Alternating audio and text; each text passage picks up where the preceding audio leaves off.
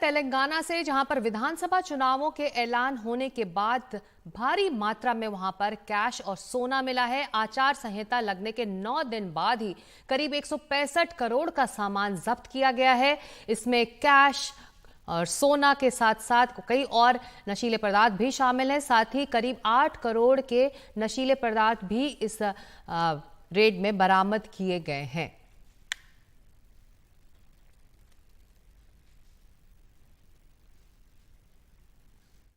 As far as the cash is concerned, is about 77.9 crores. Liquor is about 9 crores.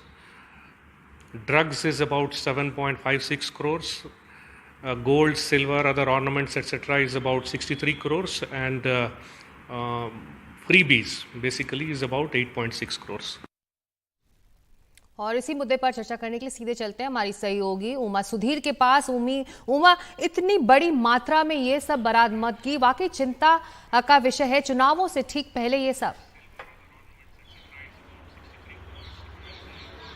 सिकता 2 बजे करीब हम मिले थे चीफ इलेक्टोरल ऑफिसर से और जैसे आपने सुना 165 करोड़ रुपए की बात हुई थी, लेकिन पिछले 24 घंटों में अगर आप देखें तो 71 करोड़ रुपए बरामद हुए हैं। यानी कि अब पूरी जो जब्त हुई जो अमाउंट है, जो कैश है और जो प्रेशियस गोल्ड या सिल्वर या चांदी या कुछ और है, वो 243 रुपए हो गई है। यानी कि पिछले 10 दिन में तेलंगाना में 243 करोड़ रुपए के नकद या फिर सोना या चांदी या फिर मशीनें या फिर सारी जो लोगों को ल्योर करने के लिए दिया गया है या फिर दारू भी इसमें बरामद हुआ है।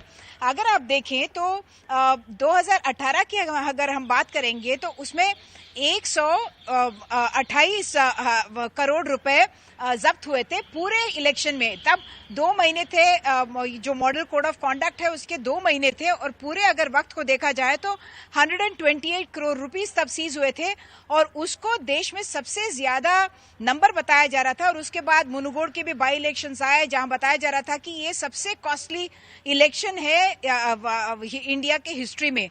लेकिन अब लग रहा है कि तेलंगाना का जो 2023 नवंबर 30 को जो इलेक्शन होने वाला है वो शायद कोई ना कोई हिस्टोरिक रिकॉर्ड ही क्रिएट करेगा, क्योंकि सिर्फ 10 दिन में अगर हम देखें तो 2043 करोड़ रुपए अब तक जब्त हुए हैं।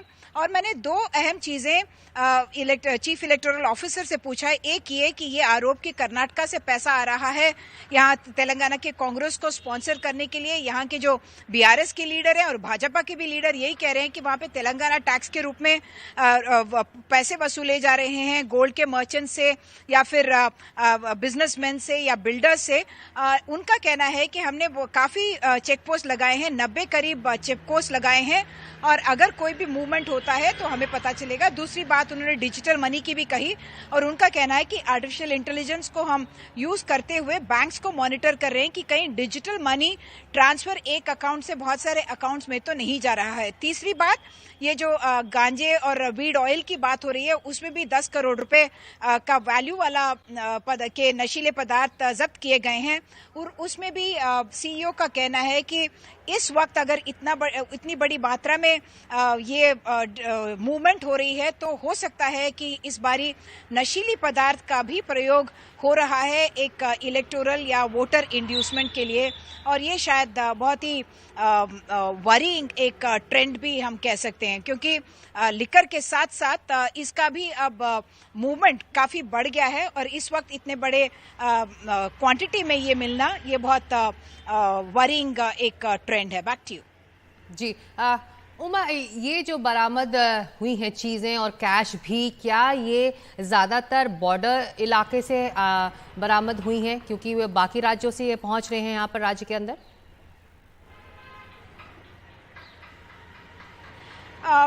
चीफ इलेक्टोरल ऑफिसर के मुताबिक ये जो आइटम्स जब्त हुए हैं या बरामद हुए हैं वो पुलिस द्वारा और सेंट्रल एक्साइज द्वारा transport department, commercial taxes, income tax, railways सबको मिलाते हुए है और पूरे तेलंगाना में है। और उनका ये भी कहना है कि जो चेक पोस्ट लगाए गए हैं 90 करीब, जो बॉर्डर 4 राज्यों के साथ तेलंगाना का बॉर्डर बनता है और समझा ये जा रहा है कि आंध्र प्रदेश की तरफ से गांजा आ रहा है, कर्नाटका की तरफ से हो सकता है कि पैसा पैसा आ रहा है, तमिलनाडु से लिकर आ रही है। तो इन सब के लिए उस तरफ को भी, बॉर्डर के दूसरी तरफ को भी इन्होंने नाका किया हुआ है। और उनका ये भी कहना है कि सीसीटीवी से मॉनिटर ये पूरा जो एक्टिविटी है चेक पोस्ट पे वो किया जा रहा है, क्योंकि ये आरोप आ सकते हैं कि हो सकता है कि रूलिंग पार्टी के व्हीकल्स को छोड़ दिया या सेंट्रल गवर्नमेंट के व्हीकल्स को छोड़ दिया अगर सेंट्रल फोर्सेस हैं। तो इस काइंड ऑफ क्रिटिसिज्म को रोकने के लिए दोनों तरफ से सीसीटीवी लगाए गए हैं और उनको सेंट्रली मॉनिटर किया जा रहा है। जी, एक छोटा सा सवाल, 2018 के विधानसभा चुनावों से पहले भी कुछ इसी तरह की बरामदगी तेलंगाना में हुई थी उमा?